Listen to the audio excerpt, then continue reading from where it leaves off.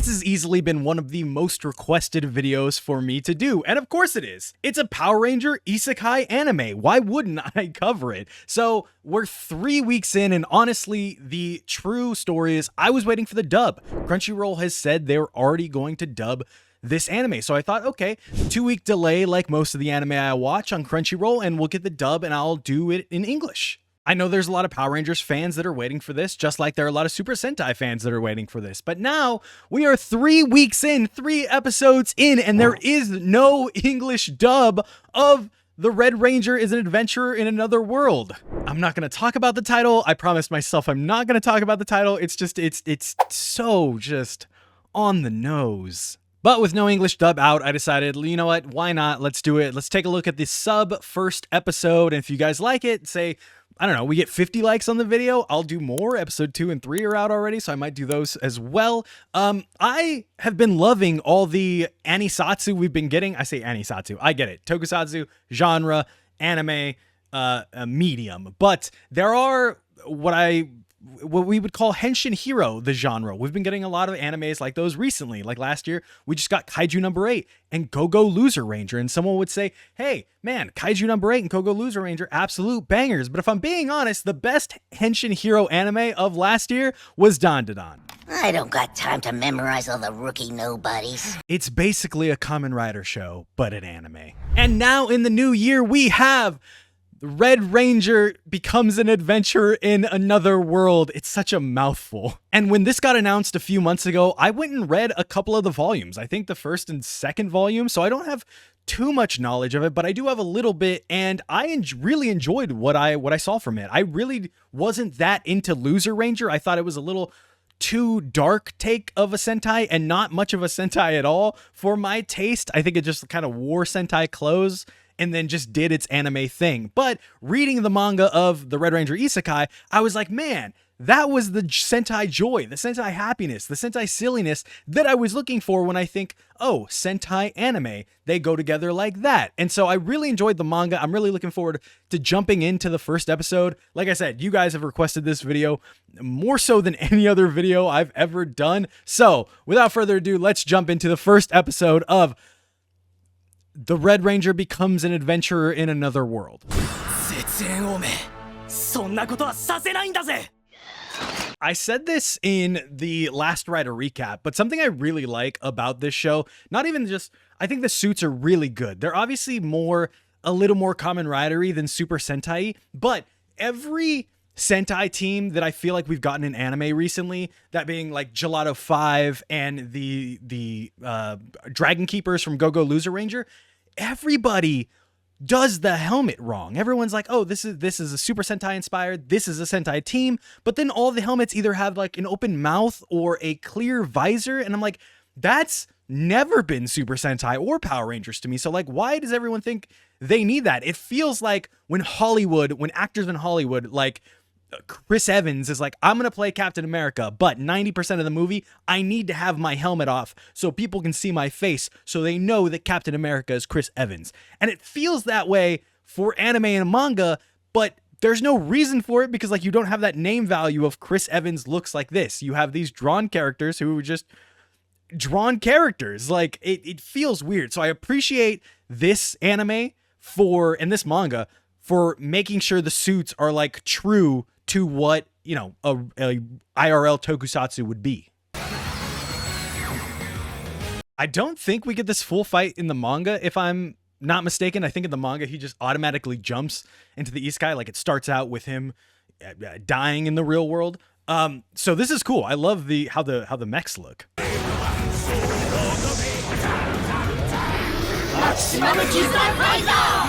Marvel, I know you tried to do it recently in What If, but this is how you do a Sentai mecha combination sequence. Like, it all looks like it fits together well. It's these very defined parts coming together. Like, that's how you do it. It's not like the most super hype thing. It's obviously a beautiful mecha. I think they kind of changed it from what the manga was, if I'm not mistaken, but it looks good. And it's like, I look at that and I'm like, yeah, that can stand next to other Sentai mecha. And I'd be like, that totally makes sense. I'm now noticing that everything that they're using is based off Band-Aids, which is cool. I like healing. Is that the theme going on between these guys? Also, just real quick, shout out that they made a background song as well, an insert song for Kazuna Kaiser, because that's fire.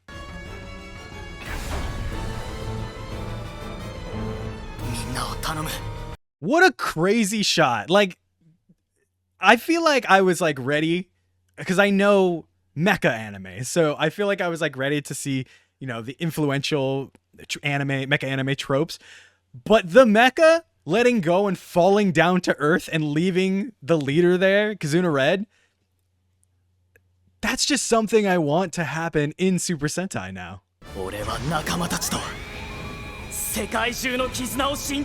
The power of friendship and the wishes of everyone in the world.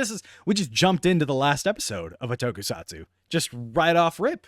Here we are, season finale. Good job, guys. It's been a good season so far. The broken helmet is the best tokusatsu trope. It's just, yeah, it hits me right here, you know? Like, I see a broken helmet in Toku or this anime, and I'm just like, let's go. This, I believe, is where the manga starts. Is like him falling through this and the suit all being all torn up and everything.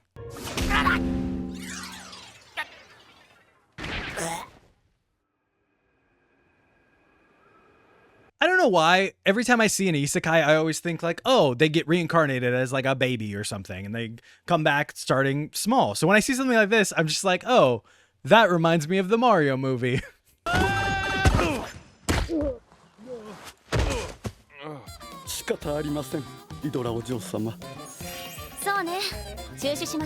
I feel like every time I hear about an anime, the anime of the season or whatever, like I'll watch it and I'll be like, man, I really wish I could share this anime with someone and talk about it.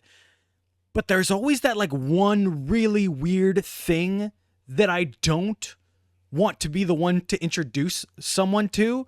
If you've seen Mashoka Tensei, you know what it is. If you've seen Dandadan episode 1, you know what it is. And there's that, like, I just don't want to be the person to introduce that into other people's lives. If you find it on your own, then fine. But I don't want to be that person.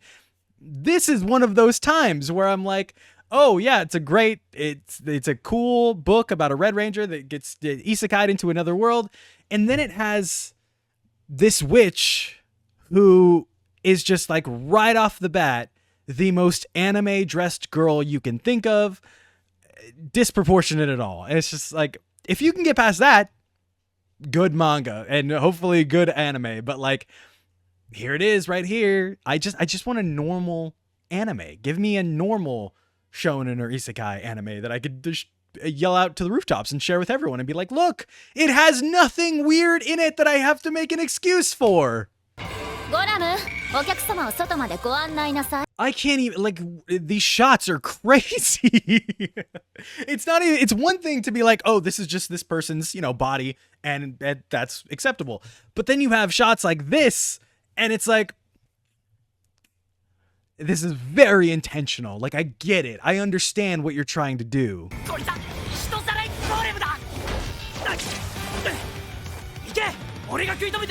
This is the kind of stuff that makes me right off the bat go like, this is it. This is the anime that I was looking for in Loser Ranger, or the manga I was looking for in Loser Ranger. The Red Ranger just saw this golem and he was like, danger. I need to protect those people. I need to do something to help. And I'm like, yeah, that's a Red Ranger. That makes sense.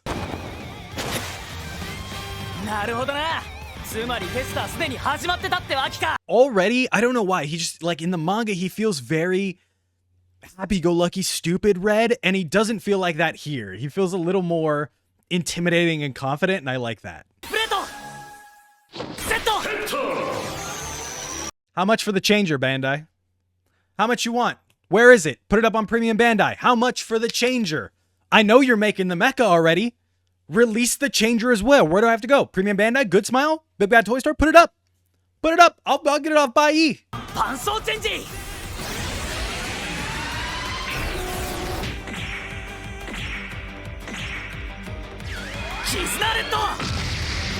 Kasunaredo! That was probably wrong, but sick. Love it. I feel like it's a basic transformation, obviously, but like the joke is that it's making fun of Sentai in that way. The explosion off in the back and everything, just so self-contained, even though he's inside and leaving the dust flying up and debris. It looks good. And like I said, the suits, I really dig the suit. I can't wait to see people cosplay this as anime conventions coming up.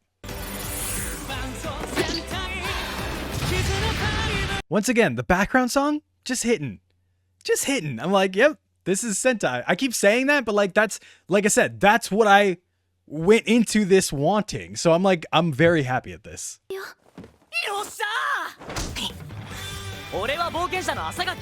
Yosha Lucky! He's got that energy. That's how he was in the manga too. 中にはかつて魔王を封印した勇者も異世界人だったなんて説もある。 Is that Kamen Rider Caliber? It looks a little bit like Kamen Rider Caliber to me. それが大魔導士の家系である我が一族。 That's just Doctor Strange. They looked up a picture of Doctor Strange and was like, draw him out, erase the white hair, keep all the black hair. That's her dad. 何をしているの？ I love that he like jumped out the window to change because he knew the explosion was coming. And he's like, oh, I'd rather mess up the bricks in the garden than this like nice room.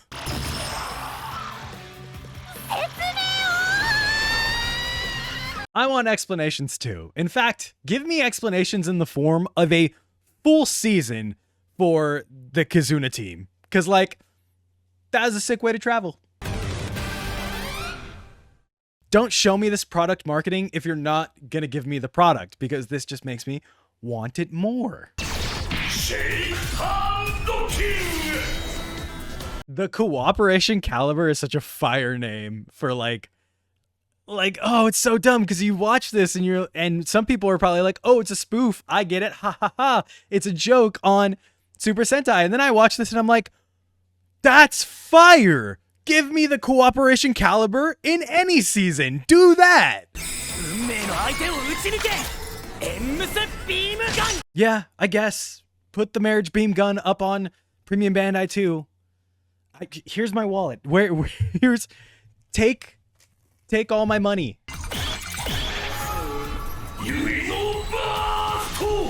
This is just Gojuger. We just watched the Gojuger press conference and like, that's kind of based off marriage and weddings and those kind of bonds. Like that's all this is. I think whoever wrote this manga needs to hit up Toei and be like, where is my royalty check for this 50th Sentai? So I've also been watching a lot of Solo Leveling, and like this is kind of the same thing where it's like an RPG. They drop the item, they pick it up. But it would make so much sense if it was a Sentai in an RPG that all of them get it like are burnt because of the explosions. It's just these little smart things that it's like, you get it. I get it. This is fun.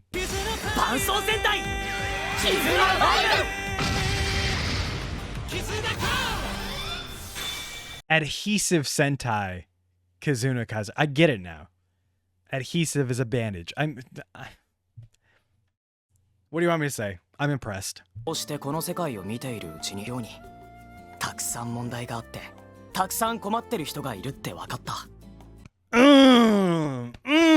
Red Ranger that sees a world in need and wants to help? That's a Red Ranger! Put the Leonardo DiCaprio meme. Like, that's a Red Ranger. I know that guy. That's my favorite.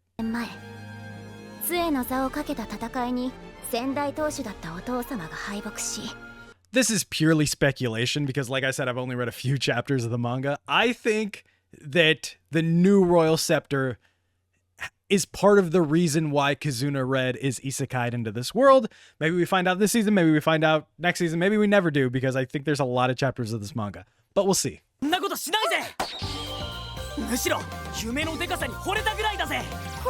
I love how much he loves it because she thinks this is a selfish goal. She thinks I can restore my family to the Royal Scepter and bring happiness to the world. And she only hears the first part and he only hears the second part of like, bring happiness to the world, and that's what he wants to do. It's just such an unrealistic, like, clothing choice. I guess people are going to cosplay this at anime conventions as well. I'm going to be like, well, I'm eating my words because it looks realistic there. But like seeing it here, I'm just like, how could anyone possibly wear that? Realistically, aerodynamically, gravitally, I don't even know what the word for it is.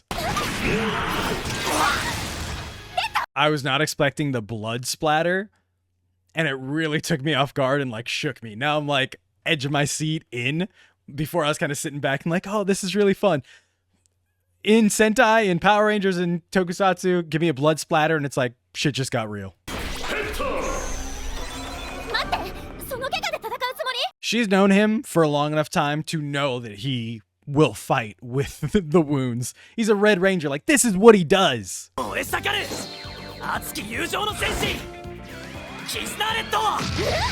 All right, well, she didn't know him well enough to know that that was going to happen when he's transformed 3 times in front of her now. So, like, I guess I'll give her a pass on the last one, too.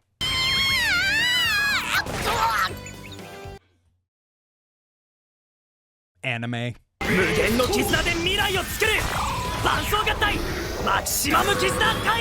Let's go. I like the faster. The faster transformation looks better. Also, I don't know why I didn't question this. Where are these coming from?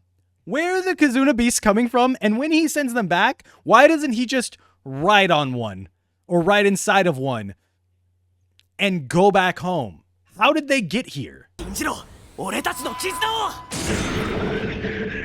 Big Don Momotaro vibes going on, but but I'm with it. If you need to see through a helmet, do that. You don't have to make the whole helmet see-through. Like you just saw it work. I was just talking about it earlier. That looked great. Do things like that when you want to have a Sentai team in your show and you need to see their faces. Also, the mouth of the T-Rex opening up to be the blaster. Just chef's kiss. You don't need this crazy Gridman, Dynazenon, like, effects for me in this show, because that's not really what the show is. But having this just enough of a mecha battle, like, it still looks great. It's not like top-notch Studio Trigger quality mech battle, but it's just good enough that I'm like, yeah, that makes sense. And you don't need like, mechs are not a small part of Super Sentai, but they come in at the end of the episode and, you know, finish up the episode, and they don't do much beyond that. So just having it be this works really well, I think. I can't play it because of copyright, but if that was the ending theme, it's fine. Nothing to write home about.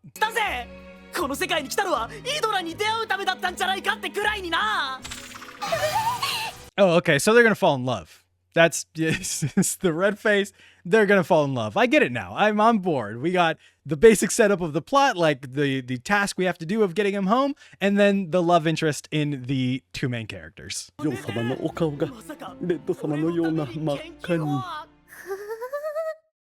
That was the first episode of the Red Ranger Adventures in Another World. I think that's the title. It's good.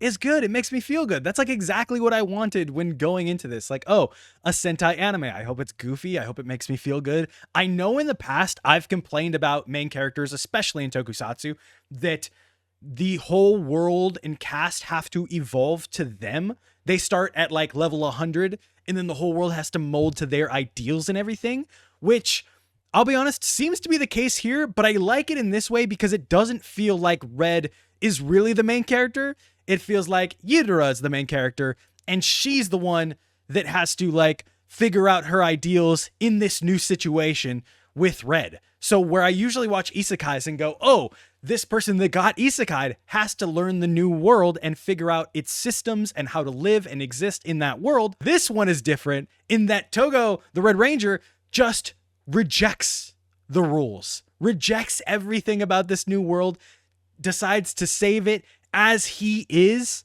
as he would in his world, as he would be Kizuna Red in any other world. And I love that because that's very, very superhero and Red Ranger to me, where, like I said, in other isekais, you would have this, oh man, I wanted to get home, but this world needs me too. So let's do it. I'll protect this world, my adopted home. And in this, they just skipped over that completely. They were just like, hey, 6 months later, and he's decided to protect the world. And that's where we start. We start when he meets this mage, and then they go on their adventure. And I dig that. I think it's really cool. Let me know what you think in the comment section down below. Please no spoilers for anything in the manga or anything past this episode.